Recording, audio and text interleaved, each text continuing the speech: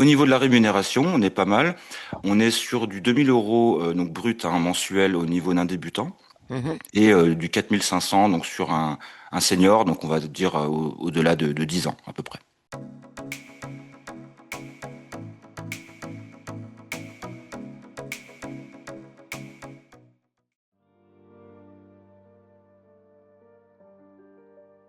Bonjour à tous et à toutes. Voilà, ravi, enchanté de vous accueillir pour cette table ronde dédiée au métier de l'informatique et plus particulièrement au métier du développement web. Nous avions déjà fait une première approche la dernière fois puisque, voilà, pour contextualiser un petit peu cette table ronde, nous avions vu le premier niveau socle de compétences, voilà, pour comprendre comment fonctionnait, voilà, le développement d'une application. Aujourd'hui, nous allons rentrer un petit peu plus dans le détail avec un niveau de perfectionnement un peu plus élevé, mais je laisserai Michel, voilà, Monsieur Michel, pardon, nous expliquer tout cela tout à l'heure. L'objectif, voilà, de cette visioconférence est donc de vous apporter des éléments supplémentaires par rapport à la table ronde à laquelle vous avez peut-être déjà assisté la dernière fois ou que vous avez pu suivre en replay.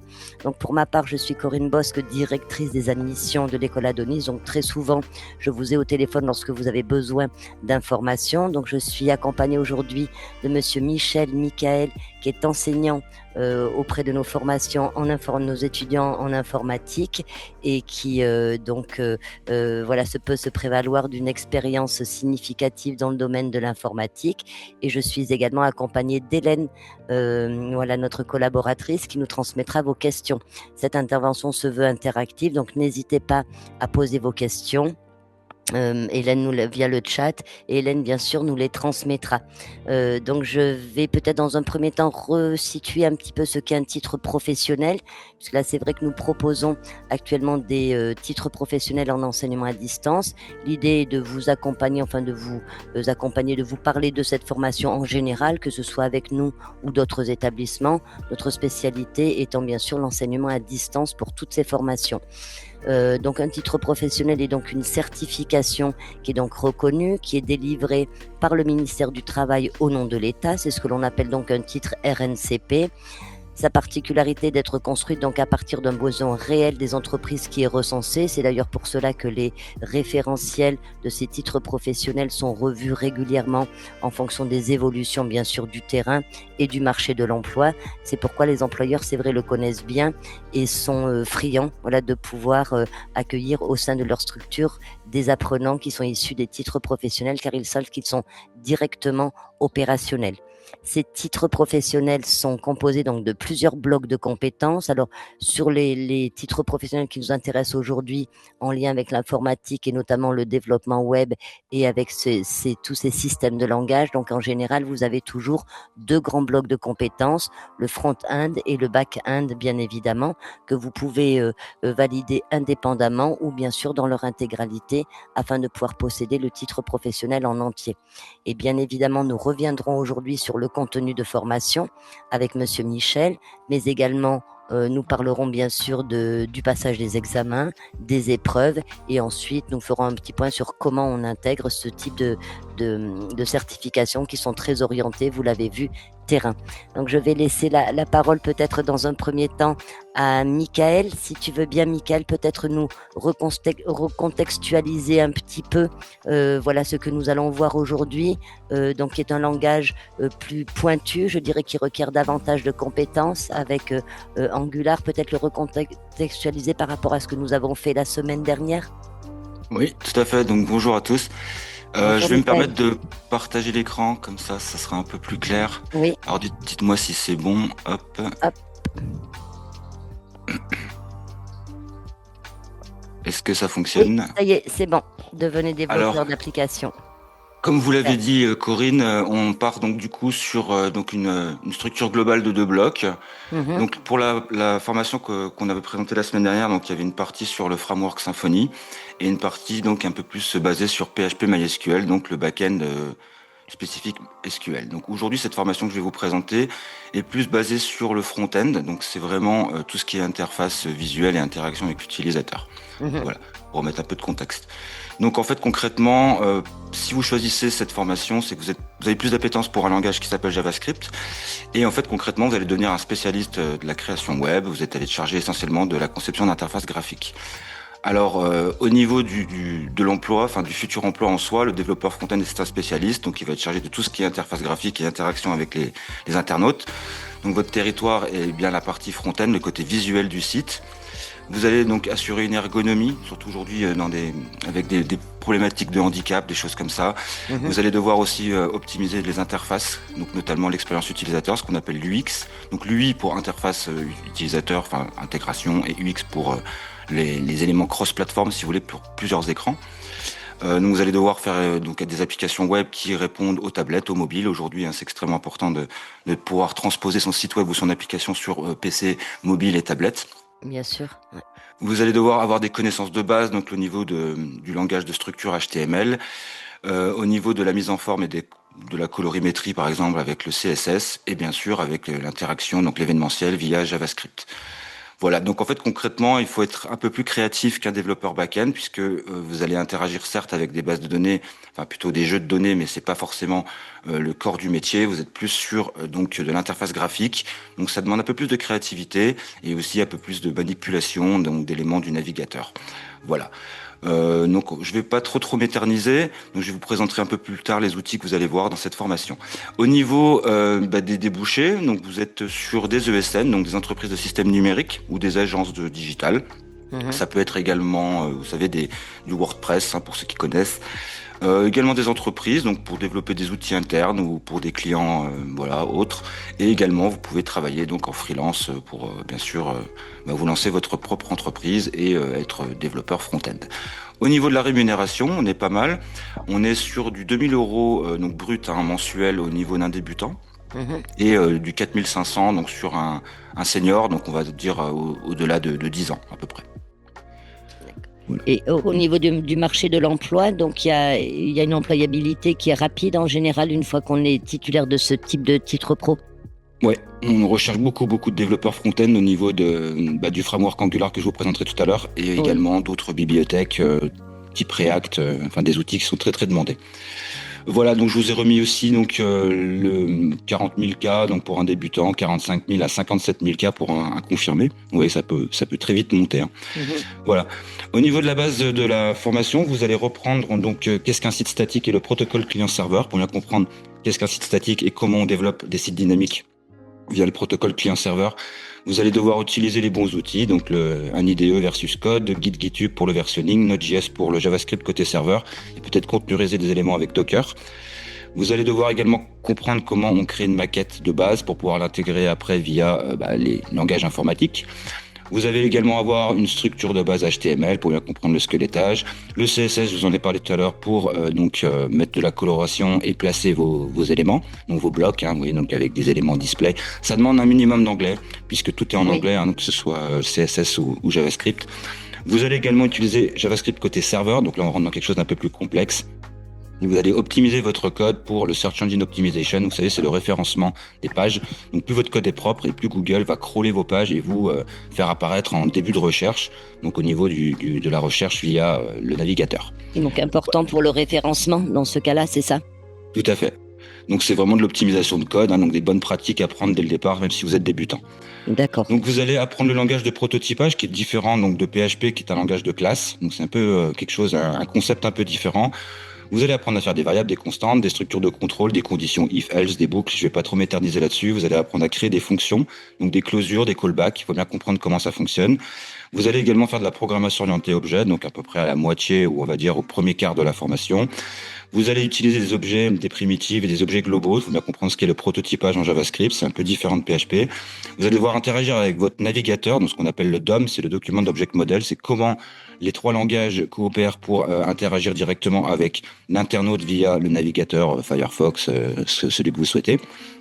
Connaître les expressions régulières, donc ça c'est tout ce qui est sécurité au niveau des formulaires, pour dire tiens, quand on s'inscrit, je veux obliger un arrobase, il me faut un .fr, un .com, etc.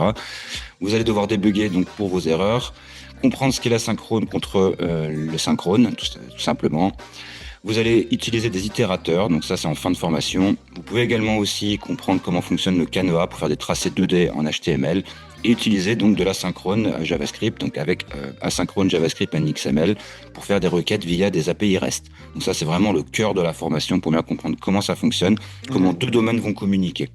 Donc, je vais vous donner un exemple. Mickaël.com va communiquer avec Corinne.com. Comment on fait pour que les données s'échangent entre deux noms de domaine, puisque par défaut, le navigateur les interdit pour des questions de sécurité. Très bien. Je ne vais pas revenir sur tous les détails, parce que je vous ai présenté un petit peu là-dessus. Ce qu'il faut bien comprendre, c'est que vous allez devoir donc justement récupérer des jeux de données et les faire transférer donc d'un nom de domaine à un autre. Donc on peut considérer qu'on est sur un paradigme back-end front-end, puisqu'il y a vraiment un back-end qui va nous permettre de faire des requêtes HTTP pour récupérer les données. Et en fait, on va les envoyer à un nom de notre domaine qui vont, lui, va être le front-end qui va récupérer les données et les afficher. Donc imaginez, je vais vous donner encore un exemple classique. Quand vous arrivez sur Amazon, vous avez des bases de données, des millions de produits. Vous imaginez bien qu'on ne va pas directement chercher dans ces bases de données, on va récupérer les données, les sérialiser et en fait on va les faire transférer d'un domaine à un autre via ce qu'on appelle une API REST. Donc ça peut paraître un petit peu complexe comme ça par défaut, mais ça ne l'est pas tant que ça. Qu'est-ce que je peux rajouter ici? J'ai rajouté aussi peut-être comprendre comment on crée des cookies, parce que vous savez qu'à chaque fois qu'on arrive sur une page web, on est alerté par les cookies, c'est tous les jours. Donc, comprendre comment ça marche, comment on stocke des données en local et dans le cache d'un navigateur web. Il y a aussi des objets plus spécifiques JavaScript qui sont assez récents, puisqu'en fait aujourd'hui JavaScript est encore un langage mis à jour. On va utiliser des éléments type spread operator, de l'assignation par décomposition, comprendre ce que sont des closures et des callbacks. Donc c'est vrai que c'est un peu technique, mais encore une fois c'est vraiment pour devenir un professionnel de JavaScript. Ici, vous allez devoir également utiliser des gestionnaires de paquets. Donc, pour ceux que ça parle, c'est NPM, PNPM, Boon, etc. Il va falloir comprendre comment on importe et exporte des modules, donc avec Node.js, avec Require ou import via l'ECMAScript. Donc l'ECMAScript, c'est le consortium qui met à jour JavaScript tous les ans, tous les 2 ans, tous les 4 ans, tous les 5 ans. Donc bien comprendre comment ça fonctionne. Bien comprendre aussi qu'est-ce que l'asynchrone. Donc en fait, concrètement, quand vous êtes sur un paradigme, un protocole classique client-serveur, on envoie une requête, on reçoit une réponse. Donc là, l'asynchrone va permettre d'envoyer plusieurs requêtes en même temps pour recevoir une seule réponse. Mais comprenez bien que sur un langage type PHP MySQL, vous allez faire une requête, une réponse. Ici, grâce à l'asynchrone, donc à l'Ajax, vous allez envoyer plusieurs requêtes en même temps. Ça procure un sentiment de réactivité, de site plus performant. Dynamique, oui. Exactement. Donc, je vais vous donner un exemple, par exemple, d'une barre de recherche où vous commencez à taper t-shirt et il y a déjà des t-shirts qui s'affichent, vous voyez. Donc, avant de valider le formulaire, on a déjà des propositions et ça, c'est vraiment typique de l'asynchrone, ce qui fait que ça réagit aux mots-clés et grâce à ça, on peut avoir vraiment un sentiment de réactivité. Vous allez devoir créer des API REST. Donc là, je vous l'ai expliqué, ce sont des jeux de données sur un certain nombre de domaines que vous allez tester avec Postman. Vous allez devoir créer un CRUD. Donc un CRUD, c'est Create, Read, Update, Delete. Donc ce sont les opérations de base sur un jeu de données. Donc vous allez pouvoir créer, par exemple, un produit, le lire avec la fonction read. Vous allez pouvoir les mettre à jour avec le U, l'update, et delete avec la suppression. Voilà. Donc, il faut bien comprendre ce qu'est la différence entre SQL et NoSQL. Ça sera vraiment là le focus du début de formation. Et enfin, on parlera un petit peu de Microsoft TypeScript, qui est une évolution de JavaScript, puisque en fait, JavaScript est un langage qui a été codé en 15 jours, qui commence à devenir un peu, il est encore mis à jour, mais vous voyez que je vous ai mis, il y a des aberrations. Donc, c'est pour ça que Microsoft a propulsé un langage de typage fort pour avoir des meilleures performances. Voilà. Vous allez également débugger et tester, donc ça c'est extrêmement important à comprendre. Donc lorsque vous allez créer votre application, vous allez utiliser des service workers, vous allez devoir comprendre ce que sont des testing libraries, donc des librairies de tests. Ça c'est très demandé sur le marché du travail. Vous voyez, quand vous voyez une annonce directe, on vous demande de mettre en place des tests, donc souvent des tests unitaires, des tests d'intégration et des tests end-to-end. Donc pour faire simple, un test unitaire va tester un bout de code, un test d'intégration va tester une classe ou un objet, et enfin un test end-to-end va simuler le comportement d'un internaute. Donc avec tous les problèmes qui peuvent en découler. Voilà. Faut bien comprendre aussi les étapes de vie, du cycle de vie de votre application, à quel moment ça peut crasher, pourquoi ça crache, etc. Donc c'est pour ça qu'on passe par des phases de test. Vous allez mettre en place une veille, donc forcément en anglais ou peut-être en français, mais en tout cas avoir la possibilité d'avoir des pistes d'amélioration, de correction, etc. Et enfin, vous allez déployer votre application en production. Vous verrez que c'est pas si simple que ça parce qu'en fait, ça demande beaucoup d'automatisation et c'est pour ça qu'on va utiliser des choses qui sont plutôt complexes. Voilà. Ensuite, en fin de formation, si le temps le permet, il y a la possibilité donc de créer un projet avec la bibliothèque de React. Donc React est une bibliothèque, c'est un élément dans lequel on va piocher des éléments, alors qu'en fait un framework comme Angular, je vais vous présenter juste après, est plus une boîte à outils dans lequel on vous impose des outils. Vous allez devoir comprendre lorsque vous installez une application avec React la structure du projet, un nouveau langage à apprendre, donc JSX, JavaScript Extension, qui n'est pas forcément intuitif. Vous allez également utiliser des hooks donc pour gérer des états à l'instant T d'un élément. Donc il y a différents types de hooks, je ne vais pas revenir là-dedans, mais pour ceux qui connaissent React, je pense que ça doit vous parler. Vous allez devoir utiliser aussi des plugins tiers et des middleware, puisqu'en fait React par défaut ne propose pas forcément un système de login ou de formulaire extrêmement intuitif. Donc, vous allez devoir utiliser des plugins tiers qui ont été créés par la communauté. Vous allez devoir aussi comprendre encore une fois ce qu'est l'asynchrone et le lazy loading.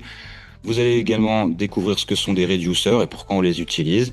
Et enfin, encore une fois, de mise en place donc, de tests unitaires d'intégration et end-to-end avec donc, React cette fois-ci, qui est une librairie un peu plus évoluée. Voilà. Je pense qu'on a fait le tour. Dites-moi s'il y a des choses. Est-ce qu'on aborde la partie cybersécurité sur, voilà, c'était dans ce que tu disais tout à l'heure de sécuriser la mise et la veille, c'est ça? Ouais, donc du coup, je reviens sur ce concept de regex, donc déjà par défaut. Et ensuite, effectivement, j'ai peut-être omis cette partie où il y aura tout un passage sur les différents types d'attaques sur le web, comment les lutter contre, et puis comment les prévoir et les éviter, quoi. D'accord. Très bien. Alors concrètement, un étudiant qui souhaite intégrer cette formation a besoin de quel type d'outils, notamment s'il est en enseignement à distance, par exemple, Michael? Alors, un simple ordinateur portable avec une webcam, une bonne connexion de préférence, donc une fibre optique si possible. Et après, comme je vous l'ai dit pour la présentation de l'autre formation, tous les outils sont gratuits. D'accord, très bien. Donc il n'y a pas d'investissement particulier, vous pouvez acheter tel logiciel ou je ne sais quel outil. Tout est gratuit, donc c'est du développement souvent en open source, donc tout est disponible. Ça, c'est super, c'est très bien. Et après, concrètement, comment ça se passe au niveau des enseignements? Il y a des consignes que tu donnes, les étudiants se tournent vers des ouvrages pour apprendre toutes ces techniques, tous ces langages, réaliser le projet également. Alors concrètement, comment je fonctionne? Moi, je présente un module donc pendant 1 heure. Oui. Donc un concept, un module, donc souvent sur un PDF, donc un peu similaire à ce que je vous montre en ce moment. Et ensuite, on essaie de bien comprendre le concept ensemble. Donc, les apprenants interagissent avec moi en direct. Et ensuite, il y a toujours la distribution d'un exercice, donc qui est facultatif. Je l'impose pas, mais encore une fois, je vous l'ai déjà dit, je le redis, on apprend la programmation informatique par la pratique. Donc, l'exercice est fortement conseillé. Donc, il y a des devoirs aussi qui sont obligatoires et notés. Mais les exercices à chaque séance sont distribués en rapport avec le concept présenté. Donc je vous donne un exemple, par exemple, tiens, on va faire une interaction avec le navigateur. Donc je vous présente le concept, comment ça marche, et ensuite il y a un petit exercice à faire, à me renvoyer pour pouvoir un petit peu pratiquer et comprendre concrètement comment ça fonctionne. D'accord. Donc toujours des PDF qui sont très très simples, vous voyez, donc des exercices pas trop longs, avec toujours des bouts de code, il n'y a pas de souci à ce niveau-là, il y a toujours des exemples qui sont vraiment parlants. D'accord. Et ensuite, après, tu conseilles quand même à nos étudiants de réaliser quand même des stages pour comprendre peut-être un petit peu mieux quelles sont les attentes, notamment de l'usager, comment on arrive à une application qui soit efficiente et aussi peut-être le travail en équipe qui est nécessaire pour ce type de développement. Donc effectivement, le stage est fortement conseillé. Donc je sais que c'est pas toujours simple de trouver un stage, surtout quand on est débutant, début de carrière. Après, tout ce qui est travail de groupe, vous avez raison, j'en ai pas forcément parlé, mais vous allez apprendre donc Git et GitHub, donc qui sont des systèmes de versionning. Donc encore une fois, tout ce qui est code en local va pouvoir être récupéré et envoyé sur un serveur distant qui s'appelle GitHub. Et en fait, effectivement, il faut bien comprendre comment ça fonctionne, ce genre de choses, puisque dans toutes les entreprises, on utilise cet outil. Il faut en amont avoir des prérequis, donc savoir utiliser une console, que ce soit sur Linux, Mac ou Windows. Donc comprendre comment fonctionne une ligne de commande. Ensuite, effectivement, il faut bien aussi comprendre comment fonctionne ce système de GitHub. Donc, sur une branche principale, vous allez créer des branches secondaires que votre chef de projet, donc le DevOps, va rapatrier pour éviter de perdre du travail. Vous voyez, je vous l'ai mis ici. Donc, c'est bien ce système de versionning qui est extrêmement important à comprendre et à maîtriser pour travailler en entreprise. Très bien. Alors, est-ce qu'il y a des questions, Hélène, à ce stade-là, voilà, concernant le contenu ou l'organisation des formations? Alors, on va dire à propos du contenu, on me demandait si l'anglais, est-ce qu'il fallait vraiment savoir parler anglais ou si le vocabulaire technique suffisait? Alors, le vocabulaire technique va suffire. Vous voyez, je vais vous donner un exemple ici. Quand on va utiliser block inline, display, donc display affiché, media queries, donc requête média, flexbox, des choses comme ça. Donc, je pense que juste le vocabulaire devrait suffire. Très bien. Merci. Après, on trouve des traductions, voilà, très facilement, et on peut aussi, voilà, faire les traductions en simultané, j'imagine, lorsqu'on est en train de construire ou de travailler. Ouais, mais il faut bien comprendre qu'effectivement, on va coder qu'en anglais. Parce qu'il existe des outils pour coder en français, mais c'est vrai que là, pour ce langage CSS, vous êtes obligé de mettre les propriétés. Donc, c'est des propriétés clés-valeurs. Donc, vous êtes obligé de mettre les clés en anglais. Il n'y aura pas le choix, quoi. D'accord. Alors, au cours de cette formation-là, donc les étudiants vont avoir des évaluations qui sont des exercices. Il va y avoir des moments notés également, en plus de l'examen terminal. Voilà, avec des rendez-vous pédagogiques. Donc, moi, je propose des créneaux et libre à l'apprenant de me solliciter pour tel jour à telle heure. Ça dure entre 15 et 20 minutes. Ça dépend voilà, si par exemple un apprenant rencontre une difficulté quelconque, soit au niveau de la vie privée ou au niveau de l'apprentissage. Il est important aussi d'avoir des tête-à-tête pour pas qu'on soit toujours en groupe, parce que c'est vrai que parfois certains préfèrent avoir un petit peu d'intimité. Et effectivement, donc des rendez-vous pédagogiques sont possibles donc avec moi et pour vraiment me parler de ce qui va et ce qui va pas. D'accord. Bon, tout ça donc en vue bien sûr de s'organiser pour l'examen. Alors, je vais peut-être présenter rapidement les épreuves et tu nous en parleras aussi peut-être toi, Mickaël, en tant que jury. Donc, dans un premier temps, l'étudiant qui se présente à ces épreuves terminales, donc à la fin voilà de sa formation, qui est d'une durée d'environ 400 heures, donc va devoir présenter un projet qu'il aura réalisé bien sûr en amont de la session. Donc bien sûr, il va proposer un support, j'imagine plutôt diaporama, PowerPoint, qui va rendre compte de l'ensemble donc des projets qu'il a pu réaliser. Et ensuite, bien sûr, le jury va le questionner, bien sûr, voilà, sur la composition, les choix que l'étudiant a fait. Donc c'est ce qu'on appelle après aussi l'entretien technique, qui va partir donc de ce dossier. Et le jury est là pour s'assurer que vous maîtrisez bien toutes les compétences qui auront été nécessaires de mettre en œuvre pour l'élaboration voilà, de votre projet, être certain que c'est bien vous qui l'ayez élaboré. En plus de ce questionnaire et de ce dossier, donc vous aurez en général donc un autre questionnaire de la part du même jury d'une durée environ de 30 minutes, où là il va être choisi donc un sujet, et c'est là qu'intervient aussi de nouveau l'anglais, si je me trompe pas. Et voilà, donc là le jury va de nouveau questionner l'étudiant, cette fois-ci pas par rapport à son projet, mais par rapport à un ensemble de connaissances, et ça vérifie un ensemble de connaissances. Tout à fait. Oui. Et ensuite, après, l'entretien final qui, là, lui, va plutôt porter sur le profil, voilà, le côté psychologique, la motivation aussi, bien sûr, de l'étudiant. Si tu veux nous en dire un petit peu plus, voilà, sur ces examens aussi, Mickaël, n'hésite pas. Alors, en tant que jury, l'objectif pour l'apprenant, c'est vraiment de faire comme si le jury était débutant. C'est extrêmement important de lui parler comme si c'était un enfant qui connaissait rien.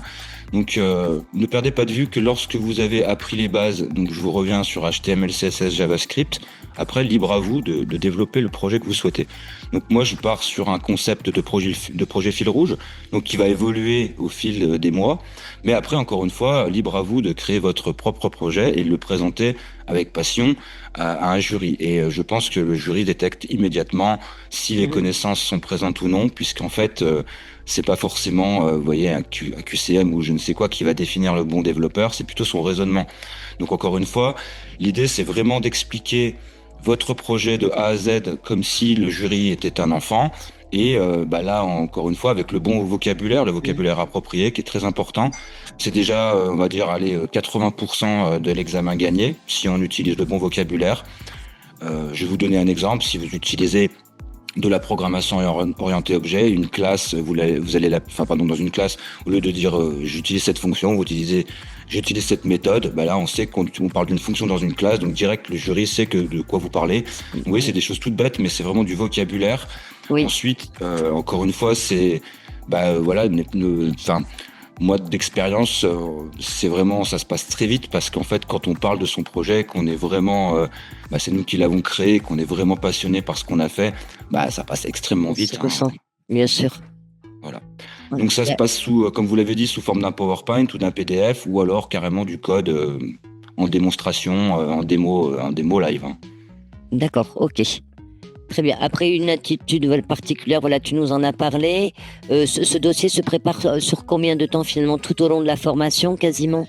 Ouais, je conseille de faire comme ça. Souvent, c'est pour les formations qui ont des stages obligatoires, ça se fait effectivement en rush après le stage. Si Oui, vous faites pas de stage, faites-le tout le long de l'année. Puis vaut mieux étaler sur le temps, prendre son temps de bien relire ce que vous avez écrit. Et je pense que c'est une bonne pratique de commencer dès le début de formation à faire ce dossier professionnel. Ouais. mhm. Sur lequel que tu corriges également, que tu revois avec l'étudiant en général. Ouais, donc moi j'aime bien les lire et puis faire un examen blanc. Donc ça c'est l'apprenant qui choisit, mais c'est toujours pas mal de faire un petit examen blanc avant l'examen final. Bien sûr. Comme ça pour bien voir au niveau de l'éloquence. Voilà, c'est ça, il faut être aussi à l'aise à l'oral. Hein, ça demande beaucoup de pratique. Oui, oui. Puis un petit peu d'entraînement, voilà, avec un membre de jury, c'est toujours bien pour recevoir, voilà, les remarques et pistes d'amélioration en tout cas. Tout à fait. Merci, Mickaël. Est-ce qu'il y avait des questions sur les examens, Hélène? Non, pas sur les examens. Non? Ok. Pas d'autres questions non plus en attente? Alors, on me demande si jamais la formation peut être faite en alternance. Oui, bien sûr, oui. Alors c'est vrai qu'il faut trouver une entreprise et on l'a vu tout à l'heure à travers ce que Mickaël nous exposait, c'est qu'il y a de nombreuses entreprises voilà, qui ont besoin évidemment de codeurs et de développeurs. Donc en général, voilà, le nombre d'entreprises au sein desquelles vous pouvez postuler ne manque pas.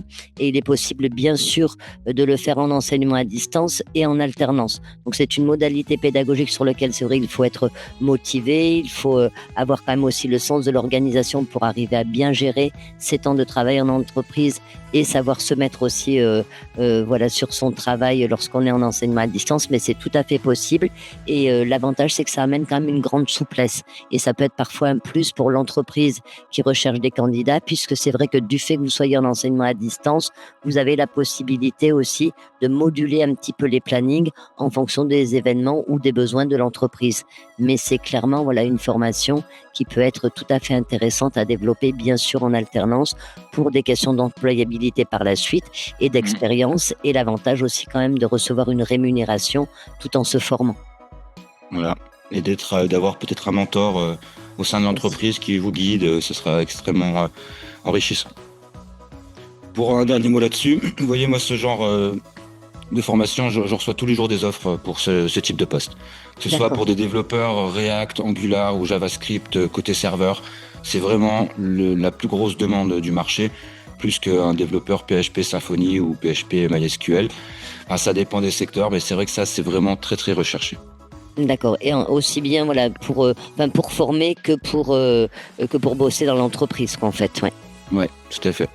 Super, très bien. Donc oui, on voit que les salaires, à partir du moment où il y a des salaires qui sont attractifs, c'est qu'en général, la demande est là et qu'il y a plus de possibilités et d'offres que de personnes disponibles. Donc c'est vrai que c'est un marché qui peut être tout à fait intéressant dans lequel s'investir, mais il faut avoir la passion, bien sûr, pour ce métier. Et ça demande beaucoup d'engagement personnel. Hein. Oui. C'est vrai que ça peut être vite très chronophage, ça demande beaucoup d'investissement. Mais vous verrez qu'après, encore une fois, c'est un métier de passion. Hein, c'est vraiment quelque chose qui est extrêmement passionnant. On comprend mieux l'Internet, on comprend mieux le web. Oui. C'est toujours très intéressant après de créer ses propres outils. Une autre chose que je voulais aussi signaler, c'est que c'est un métier qui est en constante évolution, hein, puisque aujourd'hui, vous voyez, là, je vous présente dans quelques minutes la version 21 d'Angular. Vous doutez bien qu'il y a eu 21 versions avant. Il y en aura sûrement une 22, une 23, vous voyez. Donc, il y a toujours possibilité de se mettre à jour et c'est extrêmement important de le faire aussi. Très bien. Merci beaucoup, Mickaël. On enchaîne alors par la version Angular. Ouais, donc là, je vais vous présenter Allez. Angular donc, dans sa version 21. Donc là, il faut déjà, dans un premier temps, avoir peut-être fait cette formation-là si vous êtes débutant, Oui, ou alors avoir vraiment un bon niveau en JavaScript, hein. C'est vraiment très très important puisque c'est quand même un outil qui est assez complexe oui. et qui n'est pas forcément accessible pour quelqu'un qui débute. Donc là, on est sur un niveau avancé déjà, hein. Il vaut mieux Ouais, avoir fait le reste avant, effectivement. Ok. voilà. Donc c'est pas forcément un titre RNCP plus haut, hein, je crois, mais c'est vrai qu'il faut déjà avoir quand même un bon bagage. En gros, vous êtes sur une spécialisation, quoi. Vous acceptez, enfin vous adorez le langage JavaScript et vous vous spécialisez dans cet outil-là par rapport à un autre. Donc c'est vraiment quelque chose, un choix personnel et C'est ça. Et on est sur une spécialisation, voilà, tout comme web, hein, on est sur une spécialisation pardon, de niveau bac+2. d'accord, ok. Donc du coup, Angular dans sa version 21, donc l'idée, c'est d'installer et d'utiliser le framework dans une formation professionnelle progressive et orientée pratique. Donc encore une fois, moi je mets vraiment l'accent sur la pratique. Donc vous devez bien connaître les bases de JavaScript. J'ai mis reprendre les bases parce qu'il y a quand même un petit passage où on va reprendre vraiment les bases. Vous allez devoir aussi comprendre l'intérêt de Microsoft TypeScript. Donc je vais vous faire comme une petite définition rapide. Donc JavaScript est un langage qui est peu typé, enfin, qui est faiblement typé. Ça veut dire que lorsque vous utilisez des chaînes de caractères, ce qu'on appelle des strings, vous n'allez pas forcément le spécifier. Quand vous utilisez des nombres à virgule, c'est des types number. Quand vous utilisez des booléens, donc vrai ou faux, donc des types binaires 0 ou 1, Mhm. JavaScript ne fait pas forcément le typage par défaut, puisque c'est un langage assez faible. Ce qui fait qu'au cours de votre programme, il se peut que votre variable ou votre constante change de type. Donc c'est pour ça que Microsoft a propulsé Microsoft TypeScript. Et pourquoi je vous parle de ça? Parce que Angular impose le langage de TypeScript. Donc vous voyez bien qu'au début de formation, il faut reprendre JavaScript, il faut apprendre TypeScript, qui est aussi quelque chose d'assez complexe. Mhm. Et ensuite, il va falloir donc du coup s'orienter sur du JavaScript côté serveur via TypeScript. Donc c'est forcément déjà un petit niveau derrière. Voilà. Donc pour les bases du framework Angular 21, rien de spécifique, il y a quand même quelques nouveautés que je vais vous montrer juste après. Vous allez donc développer une application de façon autonome, donc on part par exemple peut-être sur un e-commerce, des choses comme ça. Vous allez devoir interfacer donc avec une partie back-end. Donc je reprends mon exemple de tout à l'heure, hein, où deux domaines vont communiquer. Vous allez avoir une partie back-end qui va se charger de récupérer les données et les envoyer au front, qui va les afficher. Donc concrètement, le tout se fera via une API REST, donc c'est Application Programming Interface, au format JSON. Donc ça, c'est faut bien comprendre comment on manipule des objets avec TypeScript. Ensuite, vous allez devoir, comme d'habitude, tester votre application. Donc ça, on peut le faire en amont ou après. Mais là, pour cette formation, vaut mieux le faire à la fin, puisqu'en fait, vaut mieux découvrir vraiment toutes les bases et ensuite comprendre comment on teste une application. Mais vous voyez que par défaut, normalement, dans une entreprise, enfin, peu importe, on commence par une phase de test et ensuite seulement on développe le code, ou les deux en parallèle, ça dépend. Donc on fait ce qu'on appelle du continuous integration, continuous development. Donc ça c'est pareil, c'est des choses que vous allez voir dans cette formation. C'est donc l'intégration continue de bout en bout, hein. Voilà, c'est ce qu'utilisent aujourd'hui les entreprises pour gagner en performance. Au niveau des bonnes pratiques, il va falloir donc, encore une fois, faire un code propre. Bon, comme Angular est un framework, une boîte à outils, on vous fournit les outils qu'on vous impose d'ailleurs, et c'est à vous de les utiliser donc avec plus ou moins de vigilance ou pas. Et enfin, donc ce qui est un peu de nouveau dans cette version 21, donc c'est comprendre ce qu'est le RxJS et les signaux. Mais ça, je vous montrerai un petit peu après. Donc en gros, c'est manipuler des composants, des modules qui ont un état à l'instant T et comprendre comment l'état va évoluer au fur et à mesure de l'expérience utilisateur et du cycle de vie de l'application. Voilà. Donc, cet Angular, concrètement, sur une application, Michael, ça nous permet quoi? D'avoir quelque chose qui est plus animé, plus fin dans la recherche, Alors on est sur qui des apporte à projets l'utilisateur. Oui, une plus large envergure que la formation précédente. oui, Et ça va vous assurer une sécurité et une meilleure modularité. Ça veut dire, quand votre application sera terminée et déployée, eh bien, comme tout le code est morcelé, donc en module, je vous oui, montrerai un peu le concept juste après, c'est beaucoup plus maintenable. C'est-à-dire, plutôt que d'avoir on va dire un projet avec plein de morceaux de code en spaghetti un peu partout, eh bien oui, ici, tout est vraiment, on va dire, rangé d'une manière un petit peu vulgaire. Je vous en ai parlé la dernière fois aussi, c'est sous forme de poupées russes. Ce sont oui. des modules qui s'imbriquent les uns dans les autres. Mhm. Donc effectivement, ça va vous apporter déjà un gros côté sécurité et aussi une meilleure maintenabilité, une modularité. D'accord. Donc Merci, encore Michael. une fois, c'est lorsqu'on commence à avoir des projets un peu plus gros, vous voyez. D'accord. Donc c'est un outil un peu complexe puisqu'en fait il est basé sur TypeScript et co-dirigé par Google. Donc, vous voyez que c'est pas une petite entreprise qui s'occupe de ça. Mhm. Donc c'est vrai que c'est pour ça qu'il y a beaucoup d'attrait, que beaucoup d'entreprises sollicitent cet outil et donc des développeurs qui utilisent ça. Donc, comme je vous l'ai dit, Angular va vous permettre la création d'une application web et même plus, donc ce qu'on appelle des web applications de monopage, donc des SPA, des single page applications. Parce qu'on va utiliser un système de routing un peu plus complexe que ce qu'on fait avec la formation précédente.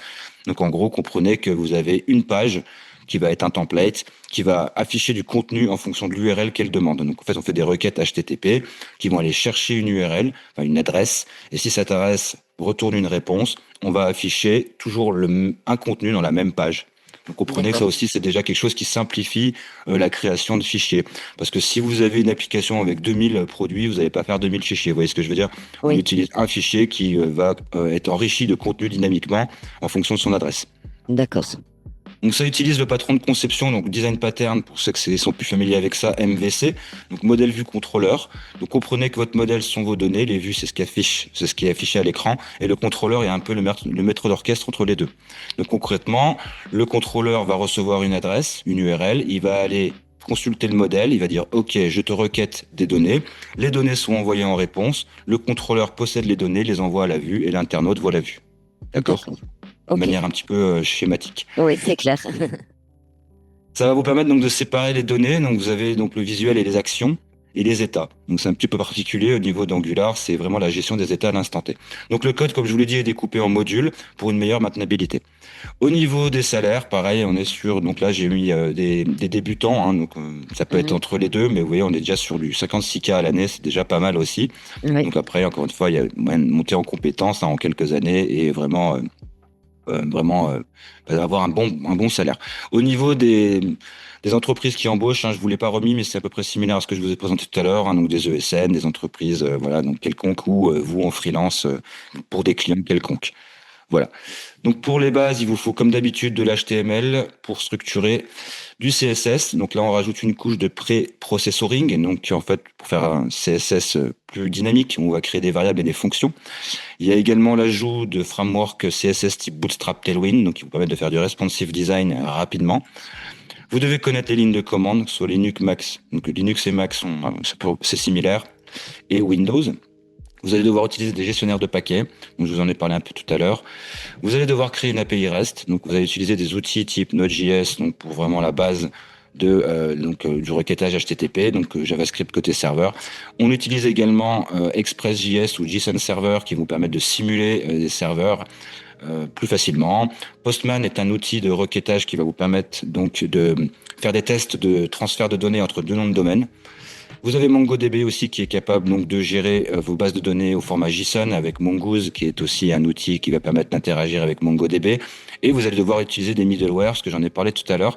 Lorsque deux domaines communiquent entre eux, par défaut, le navigateur interdit les transferts de données pour des questions de sécurité. Donc, vous allez devoir utiliser des middleware. Donc, vous savez, vous avez le hardware, le software, le middleware entre les deux. Donc, ce sont des outils qui vous permettent de faire communiquer des données entre deux noms de domaine. C'est pour ça qu'on passe sur une étape un peu plus compliquée. Je vous l'ai remis, encore une fois, JavaScript avancé, donc avec le spread opérateur qui permet d'éclater des objets, de les déstructurer, enfin plutôt les dispatcher, on va dire.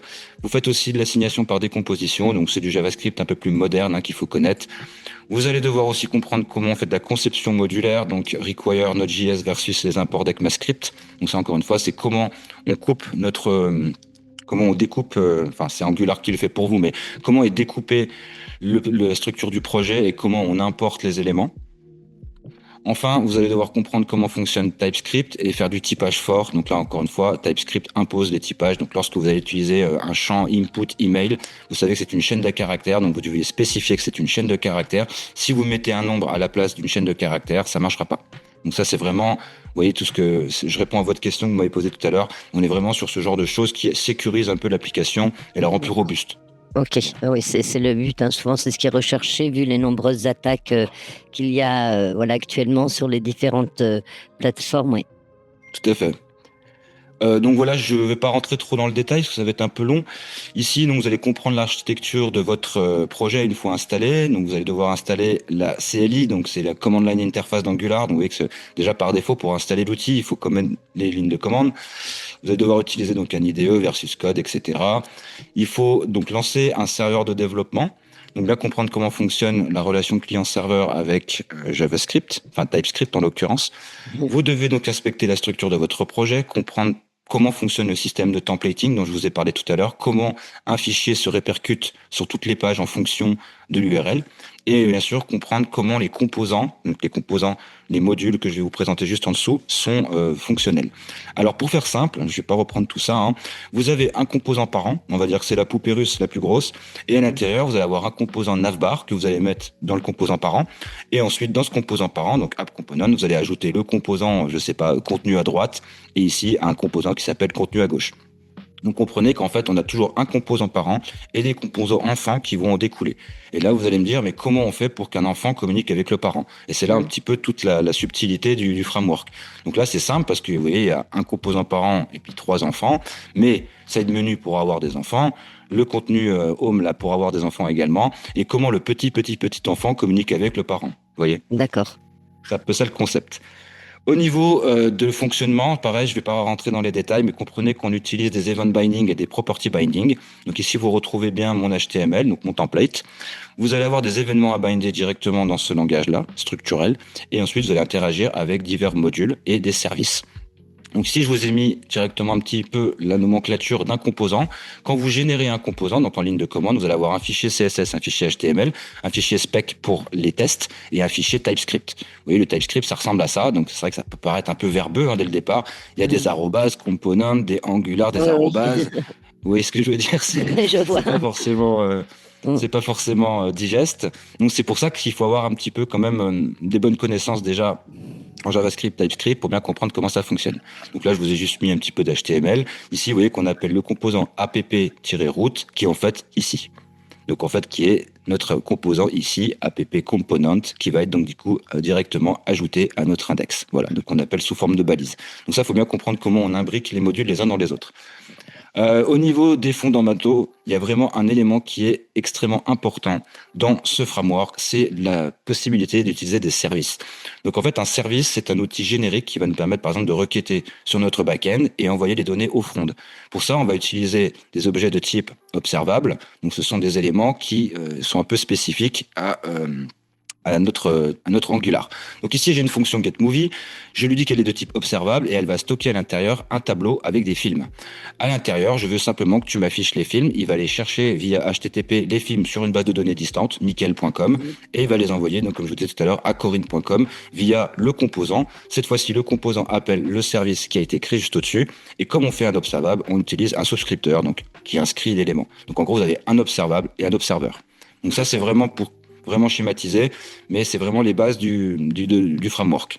Donc, concrètement, vous allez devoir utiliser tout le temps ce genre de choses pour bien comprendre comment ça fonctionne. Bon, ça peut paraître encore une fois un peu complexe comme ça, mais par la pratique, c'est un peu plus simple. Je vous ai mis aussi ici donc l'utilisation directement de directives spécifiques à Angular, donc qui sont @for et @if par exemple. Donc @for va nous permettre de faire des boucles. Donc vous voyez qu'ici en fait je récupère un tableau de produits, je boucle sur tous les produits, je lui dis affiche-moi ça dans une liste. Et ici c'est simplement un @if avec une condition. Si tu peux récupérer le détail d'un produit, bah, tu m'affiches le contenu, sinon tu m'affiches autre chose. D'accord? Donc, ouais, comprenez bien que c'est vraiment différent de JavaScript ou de TypeScript classique. On est vraiment sur des décorateurs qui sont un petit peu spécifiques. Au niveau du property et de l'event binding, donc c'est un petit peu le schéma que je vous ai montré ici en vert. Donc ces deux étapes-là. Il va falloir donc récupérer des éléments dans un formulaire. Donc vous voyez que encore une fois, ça paraît un peu verbeux, mais il va bien falloir passer par ces étapes. Il faut bien comprendre comment on implémente des interfaces. Donc ça, il faut connaître l'orienté objet au niveau de l'héritage et des interfaces. Donc sinon, ça va être un petit peu compliqué pour vous. Voilà, donc vous voyez qu'ici, en fait, on va simplement récupérer des éléments dans un formulaire. C'est toute une syntaxe un peu particulière, mais concrètement, ce product detail component est appelé ici. Je lui passe un view mode à false qui est repris ici en paramètre, enfin en attribut. Je lui passe également un current product qui est repris ici avec une valeur. Vous voyez comprendre comment on fait des propriétés qu'on peut lier à des événements. C'est un petit peu particulier, mais c'est un petit peu le concept. Bon, je vous ai mis un autre exemple ici, idem pour ce genre de choses où on va pouvoir ajouter un attribut click pour appeler une fonction. Donc en gros, concrètement, vous avez des éléments spécifiques à Angular. Donc c'est ça, c'est un petit peu le défi, c'est que c'est un nouvel élément à comprendre, un petit peu comme Symfony, vous voyez, c'est pas du langage natif, dit Vanilla. Vous êtes obligé de passer par ces étapes de compréhension et d'utilisation de choses qu'on nous impose. Donc là, ce clic-là, vous voyez, il est obligatoire, je peux pas faire autrement, quoi. Voilà. Au niveau du partage des données des services génériques, je vous en ai parlé. Donc les services génériques, qu'est-ce que c'est ? Bien, en fait, c'est un composant qui va faire une seule action et qui va être reproduit un peu partout. Donc, je vais vous donner un exemple de base. Lorsque vous faites un site web et que vous voulez télécharger des images sur votre formulaire, eh bien, vous n'allez pas écrire le téléchargement d'images sur chaque page. Vous l'écrivez une fois sous forme de service générique et vous le réutilisez un peu partout. Donc là, c'est vraiment le point clé de notre Angular qui va nous permettre de faire ça. Donc, mon service, en fait, je vais vous le montrer juste en dessous. Et vous allez utiliser ce qu'on appelle, donc, comme dans Symfony, de l'injection de dépendance. Il faut bien comprendre qu'en fait, on a la possibilité d'injecter des services directement dans du code, enfin dans des modules. C'est un peu particulier, mais en gros, c'est ce qui va se passer. Donc, vous voyez qu'ici, j'ai créé un service de base. Donc, encore une fois, ça peut paraître un petit peu du charabia, mais en fait, simplement, je récupère ici sur une adresse. Donc, il faut imaginer michel.com/product. Je récupère mon tableau de produits. J'ai une première méthode qui me permet de récupérer tous les produits. Celle-ci va créer un produit avec un formulaire. Celle-ci va récupérer un produit par ID. Celle-ci va mettre à jour un produit. Et celle-ci va supprimer un produit. Donc, vous voyez ça, donc ce service générique va être utilisé dans tout le site. En fait, tout le temps. Donc, on va le réécrire une fois et on n'aura pas besoin de le réécrire après. Une fois que ceci est fait, c'est dans le module qu'on va pouvoir injecter, donc via l'injection de dépendance, ce service qui va nous permettre donc d'accéder aux méthodes à l'intérieur. Donc, au lieu de les réécrire, on a simplement appelé le service et lui dire, je veux utiliser ça, ça ou ça ou ça. Donc, en gros, ça se passe sous cette forme-là. Donc, je vous ai montré les données qui sont sous forme JSON, donc sur mon michael.com. Donc, vous voyez, on reconnaît, on a simplement un objet avec le nom du produit, la description et le prix et l'image. Ici, c'est là que je vais appeler mon service. Donc, j'injecte mon service dans le constructeur. Et en fait, le fait d'injecter ce product service que je vous ai montré juste au-dessus me permet d'accéder, me permet d'accéder aux méthodes et en fait de récupérer directement les éléments de mon domaine. Donc je sais que c'est un peu particulier, je sais pas si je suis très clair. Enfin, en HTML, vous utilisez toujours les décorateurs pour dire, là, j'ai bien récupéré le tableau de produits et je vais pouvoir afficher tous les produits sur cette page-là. D'accord. Après, c'est vrai que pour les néophytes, la néophyte que je suis, en tout cas, c'est vrai que c'est complexe, mais voilà, je sais que ces formations-là, dans tous les cas, s'adressent aux personnes qui, en effet, ont déjà les bases solides et la passion du codage, mais on comprend en tout cas bien les principes, Michael. Voilà. Et donc ça, c'est vraiment pour les éléments de base, puisque la version 21 va vous rajouter une couche supplémentaire, donc avec la programmation réactive. Donc voilà, donc c'est toujours des outils qui se mettent à jour constamment. Donc là, vous allez pouvoir donc du coup utiliser du zoneless, de l'asynchrone, EricJS, pareil, qui est un observable, donc je vous en ai parlé tout à l'heure, comment on utilise ce genre de choses. Et enfin, les signaux qui sont tout nouveaux, là, qui viennent d'apparaître dans cette nouvelle version, qui va nous permettre en fait de gérer l'état à l'instant T. Donc pourquoi on utilise ça ? Parce que je vous ai expliqué que vous avez le parent qui a du mal à accéder au petit enfant. Donc pour squeezer toutes les étapes, vous allez simplement utiliser ce genre d'état, donc un petit peu comme dans React, pour pouvoir un petit peu passer les étapes en disant tiens, je suis sur le composant parent, je veux accéder à celui qui est à 5 niveaux en dessous, je vais utiliser un signal pour pouvoir utiliser ce genre de choses. D'accord ? Voilà. Enfin, vous allez devoir, encore une fois, utiliser les nouveaux décorateurs. Donc là, je ne vais pas rentrer dans les détails, mais encore une fois, vous avez tout le temps des choses qui sont mises à jour pour un peu vous simplifier la vue. Vous avez également la validation des formulaires qui est pas forcément simple, qui est peut-être quelque chose un petit peu d'assez complexe. Voilà. Ensuite, au niveau du routage, il faut bien comprendre comment fonctionnent les requêtes HTTP. Donc c'est ce que vous faites tous les jours, donc avec Internet, donc Hypertext Transfer Protocol. Vous cherchez un vélo sur Google, il vous affiche un vélo, etc. Donc c'est ce qu'on fait tous les jours. Il faut bien comprendre ces éléments-là. Donc contrairement à du PHP, on va faire les requêtes directement via cross-domain, donc entre deux domaines, ça va être un peu différent. On n'interagit pas avec une base de données et des tables, on interagit plus avec, donc je vous ai montré, des objets JSON qui vont être communiqués d'un domaine à un autre. Enfin, vous allez pouvoir aussi vous intéresser donc à la création de Single Page Application. Donc là, je vous ai mis un extrait de routeur pour voir comment ça fonctionne. Vous voyez qu'en fait, concrètement, vous avez la possibilité ici d'ajouter un chemin et lui dire quand j'ai ces chemins, tu vas aller me chercher tel module. Et concrètement, c'est comme ça que ça fonctionne au niveau du routing. Donc là, j'ai volontairement fait des chemins assez simples. Mais vous voyez que ça peut devenir très complexe, slash connexion componente, etc., etc. Bon, concrètement, vous allez apprendre à faire ce genre de choses pour faire communiquer donc les modules entre eux. Au niveau du test, encore une fois, sur vraiment de beaucoup demandé en entreprise. Donc je vous en ai parlé tout à l'heure, de faire de l'intégration continue et du déploiement continu. Donc vous allez apprendre à utiliser des outils internes à Angular, donc qui s'appellent Karma et Jasmine. Voilà, vous allez donc faire comme d'habitude des tests unitaires et des tests d'intégration. Vous allez devoir aussi utiliser d'autres outils, donc pour faire des tests end-to-end. Voilà, vous avez la possibilité de faire du server-side rendering. Vous voyez, je ne vais pas rentrer dans beaucoup de choses, mais c'est ce que je vous disais tout à l'heure. Quand vous avez le bon vocabulaire, on sait tout de suite que vous avez compris de c'est quoi vous parlez, et ça peut paraître plus clair pour un jury qui pratique. Voilà. Et Je vais m'arrêter là. D'Angular, c'est quoi? C'est tous les ans à peu près qu'il y a des évolutions ou c'est moins fréquent? Je peux pas vous dire là, parce que ça dépend des versions, parce que vous savez qu'on avait par exemple là vous voyez, on a Angular 20.2.3, on a toujours les versions mineures, majeures et les versions du framework. Donc ça je peux pas vous dire, mais c'est à peu près on va dire entre tous les 2-3 ans, un truc comme ça. Ça dépend des outils en fait. Et une fois qu'on est dans la maîtrise donc voilà, de cet Angular, après est-ce qu'il y a encore d'autres langages encore plus sophistiqués ou est-ce que là on est un petit peu au bout des possibilités actuelles? Et après, là on est sur de la programmation, sur la programmation web. Oui. Donc Adonis Éducation couvre bien le spectre des métiers du web avec PHP, MySQL, JavaScript, Angular. Après tout ce qui est langage bas niveau, donc du C, du C++, c'est plus pour faire, vous savez, de l'embarqué, de ce qu'il y a dans les avions par exemple, je sais pas, vous voyez ce que je veux dire. Là on est plus sur du langage pour de l'applicatif.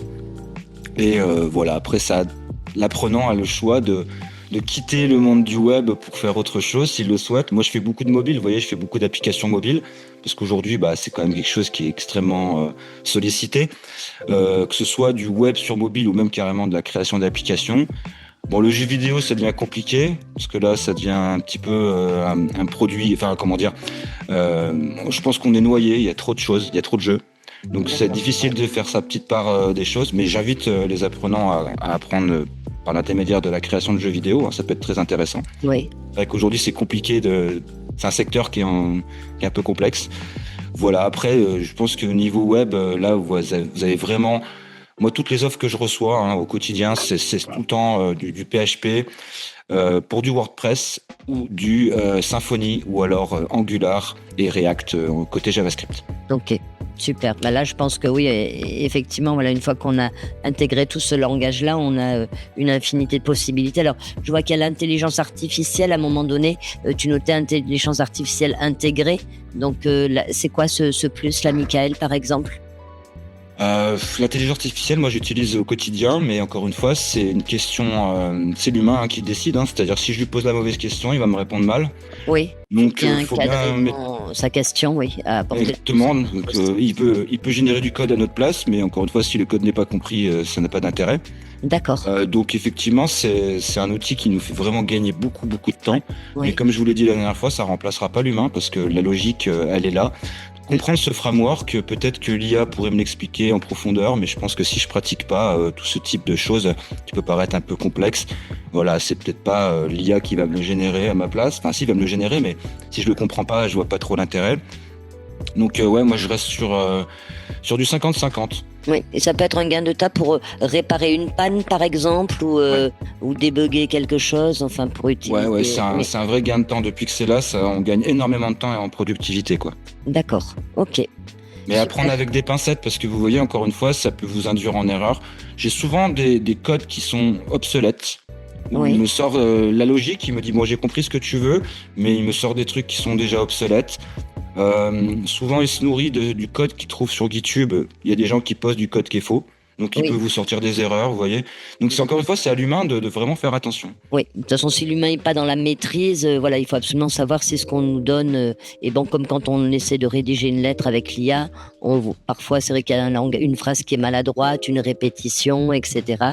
C'est un petit peu le même principe, déjà maîtriser soi-même avant de demander à la machine de nous aider.